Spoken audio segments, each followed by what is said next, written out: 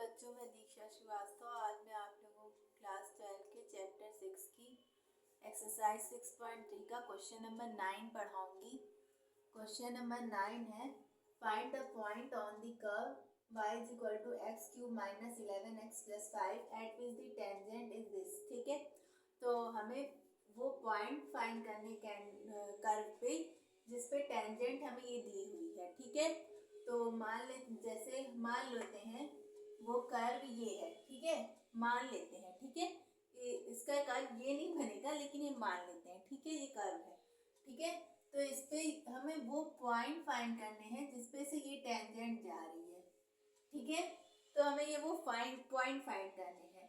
ठीक है, तो अभी तक हम लोग जो क्वेश्चन कर रहे थे उसमें हम लोगों को स्लोप दी हुई थी, किसी ना किसी तरह से स्लोप दी हुई थी। या तो बोल रहा था कि ये इस लाइन के पैरेलल है, कॉर्ड के पैरेलल है, ये बोल रहा था। ठीक है, इसमें हमें स्लोप कहाँ दी हुई है? तो हम लोग को ये टेंजेंट दी हुई है ना, at which the tangent is y is equal to x minus 11। तो हम लोग क्या कर सकते हैं, इससे स्लोप निकाल सकते हैं। कैसे निकाल सकते हैं? इसको y is equal to m x plus c से कंपेयर करके। ठीक है, इसको हम लोग किससे निकाल सकते हैं slope? y is equal to m x plus c से इसको कंपेयर करेंगे तो स्लोप निकल जाएगी। तो लिख सकते हैं compare the tangent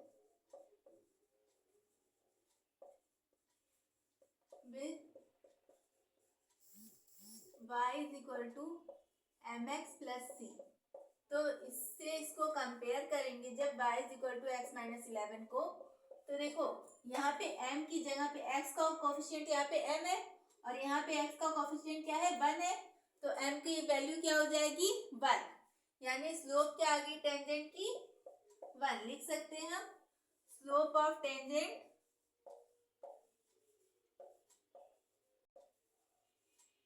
is equal to 1। ठीक है, अब हम लोग स्लोप कैसे निकालते थे टेंजेंट की? कर्व का dy बाई dx निकालते थे और उस पर पॉइंट पुट करते थे। ठीक है, तो अब हम लोग क्या करेंगे? वही काम करेंगे, उस तरीके से स्लोप निकालेंगे। dy बाई dx फाइंड करेंगे, फिर उसमें x1 y1 पॉइंट पुट करेंगे और फिर इसको ये तो स्लोप ऑफ टेंजेंट ही है ना, तो इसको उसके इक्वल करेंगे, जो आएगा उसको इसके इक्वल करेंगे। ठीक है, तो करते हैं। तो कर्व हमें क्या दिया हुआ है? y is equal to x cube minus 11x plus 5। ठीक है, अब इसका dy बाई dx फाइंड करते हैं। तो dy बाई dx फाइंड करेंगे तो क्या आएगा? इसको x to the power n के फॉर्मूले से डिफरेंशिएट करेंगे तो 3x स्क्वायर माइनस 11 आएगा। हमें वो पॉइंट फाइंड करना है ना, तो हम लोग मान लेते हैं कि वो पॉइंट क्या है? x1 y1 है। ठीक है, तो उस पॉइंट को यहाँ पे पुट करेंगे जिससे कि हमें टेंजेंट मिले। ठीक है, तो dy by dx at point x1 y1। तो अब इसमें हम पॉइंट जो है हमारा x1 y1 वो पुट कर देंगे। तो x की जगह x1 पुट करेंगे तो क्या आएगा? 3x1 का स्क्वायर माइनस 11। ठीक है, अब ये क्या निकली है? ये स्लोप ऑफ टेंजेंट निकली है और ये हम पहले से स्लोप ऑफ टेंजेंट निकाल चुके हैं। तो ये दोनों एक ही चीज है, तो दोनों को इक्वल कर सकते हैं। तो दोनों को इक्वल कर देते हैं।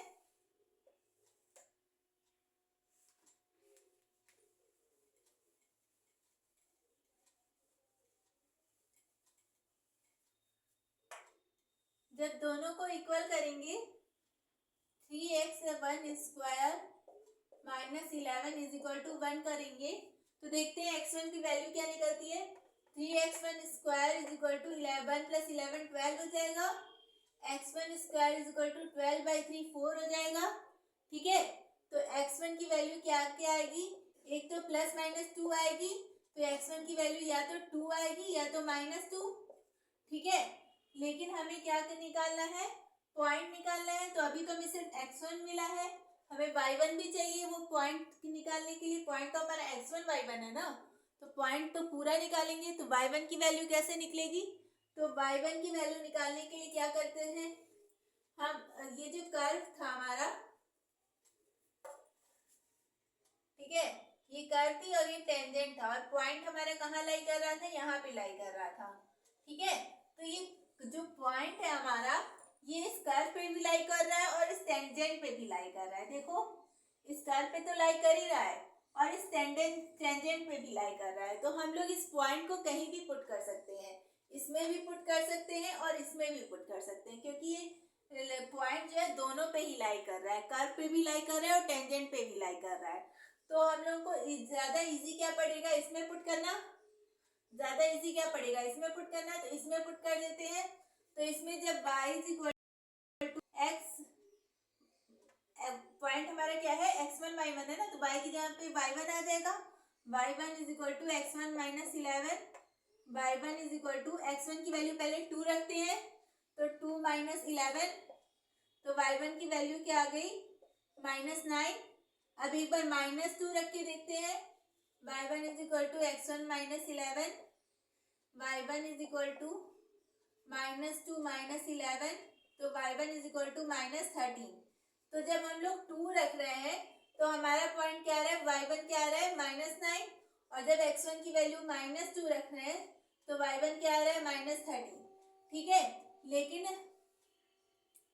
देखो यहाँ पे 2 पॉइंट आ रहे हैं, लेकिन हम लोगों को पहले इसमें, अब क्योंकि ये दोनों पे ये लाई कर रहा है ना, तो हमें ऐसा पॉइंट चाहिए जो दोनों को सेटिस्फाई करे, दोनों इक्वेशन को सेटिस्फाई करे, यानी टेंजेंट की भी इक्वेशन को सेटिस्फाई करे और इस कर्व को भी सेटिस्फाई करे। ठीक है, तो हमें ऐसा पॉइंट चाहिए, तो हम इसमें पुट करके देखेंगे कि ये दोनों पॉइंट इस इक्वेशन को सेटिस्फाई कर रहे हैं या नहीं सेटिस्फाई कर रहे हैं। अगर सेटिस्फाई दोनों कर रहे होंगे तो हमारा दोनों आंसर होगा, लेकिन अगर सेटिस्फाई एक पॉइंट कर रहा होगा तो एक पॉइंट वो हमारा आंसर हो जाएगा और जो दूसरा पॉइंट होगा उसको हम इग्नोर करेंगे। ठीक है, तो हम दोनों पॉइंट इस इक्वेशन में रख के देखते हैं। इसको आप लोग वीडियो पॉज करके या स्क्रीनशॉट करके लेकर के नोट कर लीजिए। ठीक है,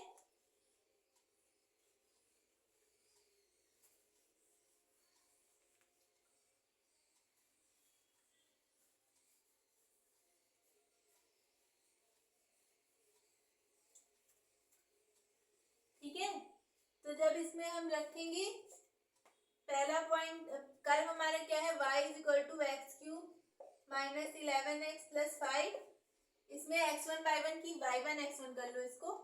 ठीक है, तो इसमें पहले ये वाला पॉइंट रख के देखते हैं, 2 माइनस 9। ठीक है, तो यहाँ पे 2 रख के देखते हैं, -9 आती है कि y1, 2 माइनस 11 इंटू 2 प्लस 5, 2 का क्यूब क्या हो गया 8, 22 में से 8 जाएगा तो कितना बचेगा, 22 में से 8 जाएगा तो -14 प्लस 5, तो -14 प्लस 5 करेंगे तो 14 में से 5 जाएगा, कितना बचेगा 9, यानी -9। तो x1 की वैल्यू 2 रखने पर y1 की वैल्यू -9 आ रही है, यानी ये वाला पॉइंट हमारा आंसर है। ठीक है, अब हम दूसरे पॉइंट को चेक करते हैं। दूसरा पॉइंट क्या है, -2 है। अब y1 की अब x1 की वैल्यू -2 रख के देखते हैं कि y1 की वैल्यू -13 आ रही है कि नहीं आ रही है। तो -2 रखते हैं, -2 का क्यूब -11 इंटू -2 प्लस 5, -2 का क्यूब -8 प्लस 22 प्लस 5, 22 में से 8 जाएगा, क्या आ जाएगा 4 प्लस 5, यानी यहाँ पे आ रहा है 19 आ रहा है। तो मतलब हमें क्या चाहिए था, -13 आना चाहिए था ना, लेकिन हमारा क्या आ रहा है 19 आ रहा है। मतलब ये वाला पॉइंट इस इक्वेशन को सेटिस्फाई नहीं कर रहा है, तो मतलब हमारे ये आंसर नहीं होगा, ये पॉइंट हमारा आंसर नहीं होगा। हमारा आंसर क्या होगा, ये वाला पॉइंट। ठीक है, 2, -9 ये हमारा आंसर होगा। ठीक है, क्यों आंसर होगा, क्योंकि ये हमारे दोनों इक्वेशन को, मतलब टेंजेंट की भी इक्वेशन और इसको भी, दोनों को सेटिस्फाई कर रहा है।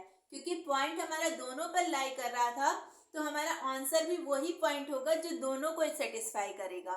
ठीक है, और ये वाला इक्वेशन हमारी कर्व की, ये वाला पॉइंट हमारी कर्व की इक्वेशन को सेटिस्फाई नहीं कर रहा था, इसलिए ये आंसर नहीं होगा। ठीक है, तो अगर आप लोगों को मेरा वीडियो पसंद आता है तो प्लीज़ लाइक, शेयर और सब्सक्राइब करें और कमेंट भी कीजिए। Thank you.